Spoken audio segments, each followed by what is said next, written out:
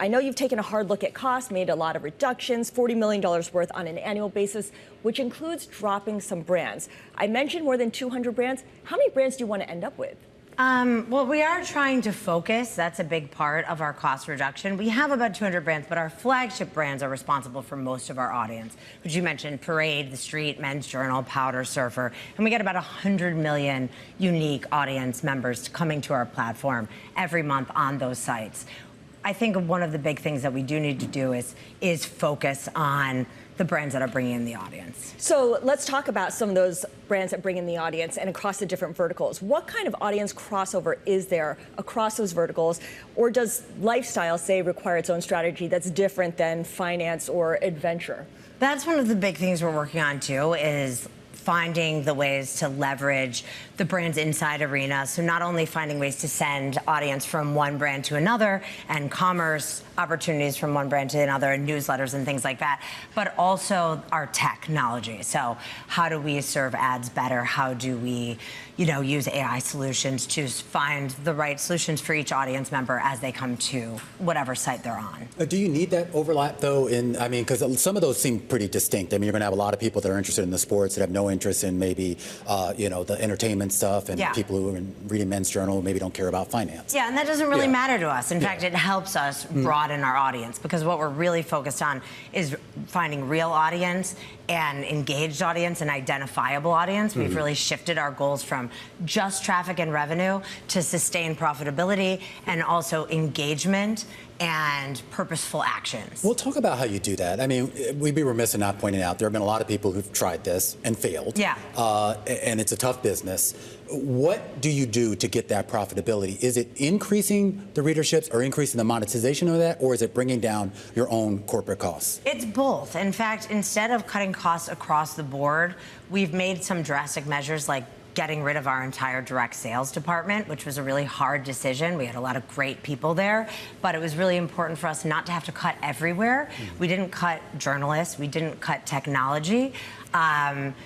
The margins that we were making in direct just weren't there, and we feel like we can get to sustainable profitability on programmatic if we focus on our technology and our audience.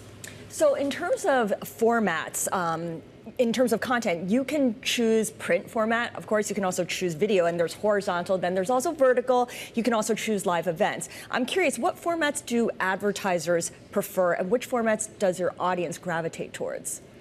Which ones the advertisers prefer is not necessarily what we're focused on. We're focused on what we can create and be sustainable in. And digital media really works well for that. We do print some publications that are really valuable to our brands. Yeah, Parade, right? Yeah.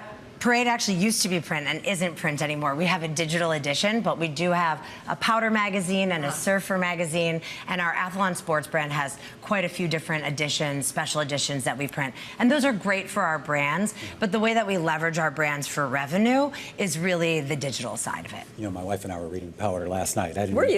Yeah, because we were planning our Christmas, and we're taking a big family. Oh, makes sense, makes sense. I want to ask you about the finance vertical, because you didn't need to know that, we're Bloomberg. But I offered it anyway.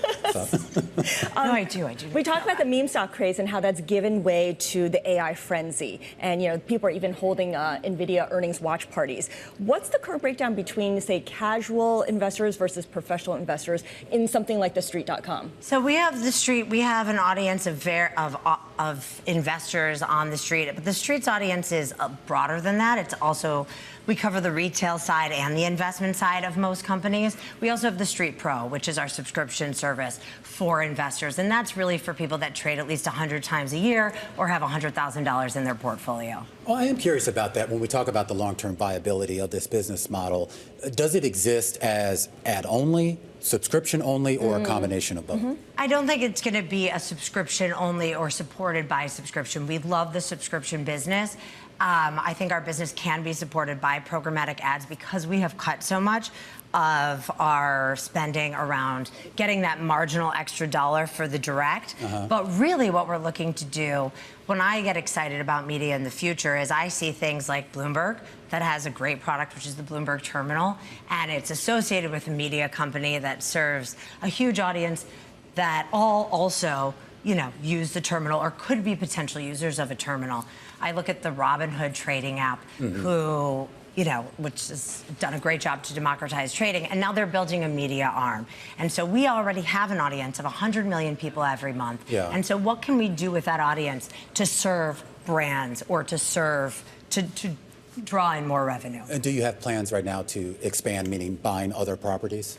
We are a publicly traded company, so we're exploring a lot of different options, but I can't say exactly what we're looking at. Just whisper. No one's watching. Absolutely. Okay, yeah.